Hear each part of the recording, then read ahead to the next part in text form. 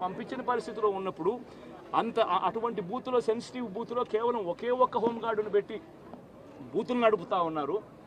అటువంటి పరిస్థితిలో అన్యాయం జరుగుతూ ఉందని చెప్పడం కోసం, అన్యాయం జరుగుతూ ఉన్న వాళ్ళ పక్షాన్ని నిలబడడం కోసం ఎమ్మెల్యే లోపలికి పోయి ఈవీఎంను పగలగొట్టే కార్యక్రమం జరిగింది.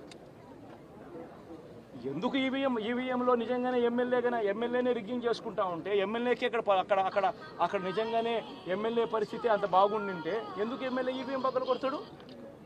అక్కడ పరిస్థితి బాగలేదనే కదా, అన్యాయం చేస్తూ ఉన్నారనే కదా. అక్కడికి పోయినప్పుడు అన్యాయం చూశాడు కాబట్టే కదా ఈవీఎం పగలగొట్టాడు. ఆ ఈవీఎం ఏదైతే పగలగొట్టిన కేసులు ఏదవుతుందో తనకు బెయిల్ వచ్చింది. ఈరోజు తాను బెయిల్ అక్కడ లోపల ఉన్నది ఈవీఎం పగలగొట్టిన కేసులో కాదు, తను లోపల ఉన్నది. ఈవీఎం పగలగొట్టిన కేసులో అన్యాయం జరిగింది అని చెప్పి, అన్యాయం జరుగుతూ ఉన్న పరిస్థితిలో ఎమ్మెల్యే అక్కడికి పోయి అడ్డుకునే కార్యక్రమంలో జరిగింది అని చెప్పి కోర్టులు కూడా గుర్తించాయి కాబట్టి తనకు బెయిల్ వచ్చింది. కానీ మళ్ళీ ఆ తర్వాత ఏం జరిగింది? ఆ ఇన్సిడెంట్ జరిగిన 10 రోజుల తర్వాత, ఆ ఇన్సిడెంట్ జరిగిన 10 రోజుల తర్వాత అంటే మే 23వ తారీఖున ఎమ్మెల్యే అక్కడికి వెళ్ళి హత్యాయత్నం చేశాడట. అదే పోలింగ్ బూత్లో హత్యాయత్నం చేసినాడంట. ఎవడన్నా బుద్ధునోడు ఎవడన్నా నమ్మదానికి ఉందయ్యా? ఎవడన్నా ఎమ్మెల్యే అనేవాడు అక్కడికి పోయినప్పుడు వాళ్ళు చేస్తూ ఉన్న రిగ్గింగు, ఎమ్మెల్యే దానికి అడ్డుకునే కార్యక్రమం చేస్తూ ఉంటే ఎమ్మెల్యే అక్కడికి పోయి ఎమ్మెల్యే హత్యాయత్నం చేస్తాడా? చెప్పడానికైనా హద్దు పొద్దు ఉండాలి కదా.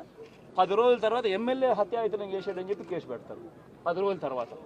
ఇప్పుడు నిజంగానే అటువంటి ఇన్సిడెంట్ జరిగిందంటే సిట్టు 17వ తారీఖు నుంచి మే 17వ తారీఖు నుంచి 20వ తారీఖు లోపల మధ్యలో ఇచ్చిన రిపోర్ట్లో ఆ సిట్లో అది చెప్పాలి కదా, ఇట్లా జరిగింది, ఎమ్మెల్యే అనే వ్యక్తి హత్యాయత్నం చేసే కార్యక్రమం చేశాడు అని చెప్పి రావాలి కదా. మరి ఎందుకు సిట్ రిపోర్ట్లో రాలేదు?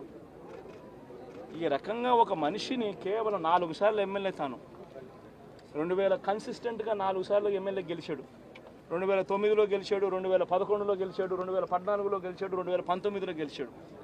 ఒక మనిషి కన్సిస్టెంట్గా 4 సార్లు ఎమ్మెల్యేగా గెలుస్తూ వస్తున్నాడు అని అంటే ఆ మనిషి మంచోడు కాబట్టి గెలుస్తూ వచ్చాడు, ఆ మనిషి మంచోడు కాబట్టి ప్రజలు ఆశీర్వదిస్తూ వచ్చారు. అటువంటి వ్యక్తిని తీసుకొని వచ్చి తప్పుడు కేసులలో ఈ మాదిరిగా బిగించడం ఎంత మటుకు ధర్మం? ఈరోజు ఒక్క రామకృష్ణారెడ్డి ఒక్క పరిస్థితే కాదు, రాష్ట్ర వ్యాప్తంగా ప్రతి గ్రామంలోనూ కూడా ఇదే కార్యక్రమాలు జరుగుతూ ఉన్నాయి. ప్రతి ఒక్కరూ కూడా వాళ్ళ స్థాయిలో రెడ్ బుక్స్ అని చెప్పి రెడ్ బుక్లు పెట్టుకొని ఉన్నారు.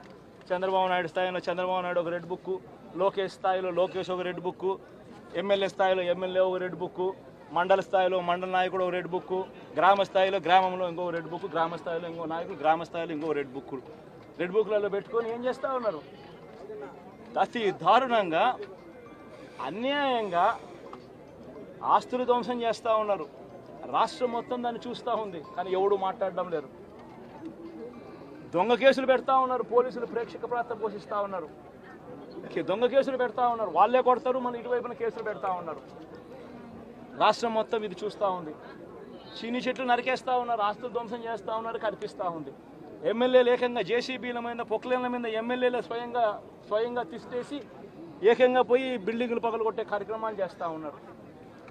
ఇంతటి దారుణంగా నిజంగా చేస్తూ ఉన్నారు అని అంటే ఎల్లకాలం ప్రభుత్వం మీది కాదు, ఎల్లకాలం రోజులు మీయే ఉండవు చంద్రబాబు, అది గుర్తుపెట్టుకో. మీ పాపాలు పండుతూ ఉన్నాయి వేగంగా. ప్రజలు దీన్ని క్షమించని పరిస్థితుల్లోకి వస్తారు. ఖచ్చితంగా మీకు బుద్ధి చెప్పే పరిస్థితులు రోజులు కూడా ఉంటాయి. చేతనైతే మంచి చేయండి, మంచి చేసి ప్రజల మనసులు గెలుచుకుని ఓట్లు ప్రజల మనసుల్లో స్థిరస్థాయిగా నిలబడే కార్యక్రమం చేయండి. కానీ తప్పుడు రాజకీయాలు ఈ మాదిరిగా నువ్వు ఒక్కరివే చేస్తావు అనుకుంటా ఉన్నావు. ఇదే మాదిరిగా కొనసాగితే రాష్ట్రంలో ఒక తప్పుడు సాంప్రదాయానికి నువ్వు నాంది పలుకుతా ఉన్నావు. నువ్వు వేసే ఈ తప్పుడు సాంప్రదాయం రేపొద్దున నువ్వు వేసే ఈ బీజం చెట్టు అవుతుంది. రేపొద్దున నువ్వు ఏదైతే ఇత్తుతావో అదే పండుతుంది. రేపొద్దున మళ్ళీ మీ గ్రామాలలో మీ కార్యకర్తలకు ఇదే పరిస్థితిని ఇదే మాదిరిగానే మళ్ళీ జరిగే కార్యక్రమాలు కూడా జరుగుతాయి. అటువంటి తప్పుడు సాంప్రదాయాలు దయచేసి ఇప్పటికన్నా ఆపండి. నాయకులుగా ఉన్న మనలాంటి వాళ్ళం ఇలాంటివి ప్రోత్సహించకూడదు. ఇలాంటివి ఎవరు తప్పు చేసినా తప్పు అని చెప్పే కార్యక్రమం నాయకులుగా మనం చెయ్యాలి. కానీ దగ్గరుండి ఈ మాదిరిగా ప్రోత్సహించడం అతి దుర్మార్గమైన కార్యక్రమం. దయచేసి దీనికి ఫుల్ స్టాప్ పెట్టే కార్యక్రమం ఖచ్చితంగా చేయండి చంద్రబాబు అని చెప్పి సందర్భంగా మరొక్కసారి చంద్రబాబును ఈసారి హెచ్చరిస్తున్నామని కూడా చెప్తా ఉన్నాం. ఈసారి కోరడం లేదు, హెచ్చరిస్తున్నామని కూడా చెప్తా ఉన్నాం. ఇదే మాదిరిగా జరుగుతూ పోతూ ఉంటే మాత్రం ఎవరైనా కూడా ఊరుకునే కార్యక్రమం జరగదు, రియాక్షన్ అనేది ఖచ్చితంగా ఉంటుందని కూడా చంద్రబాబు నాయుడు సందర్భంగా గట్టిగా నెల రోజులైంది. చాలా మంది కార్యకర్తలు కూడా ఇబ్బంది పడిన పరిస్థితి. కార్యకర్తలను వదిలేసి ఈ రోజు భారత రాజ్యాంగ వ్యవస్థని నిర్వీర్యం చేసే విధంగా ఎన్నిక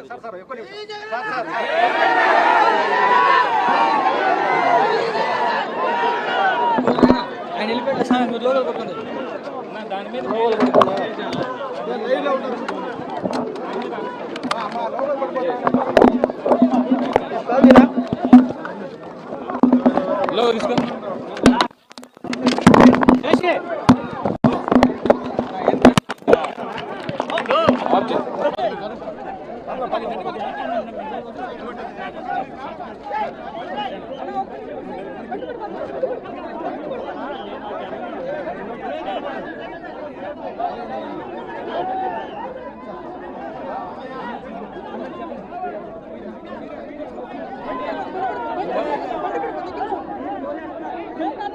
రామకృష్ణారెడ్డి మీద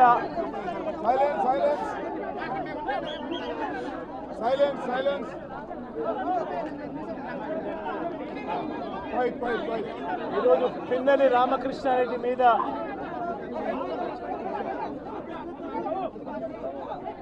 తన మీద ఏకంగా 307 అంటే అటెంప్ట్ టు మర్డర్ లాంటి కేసులు పెట్టి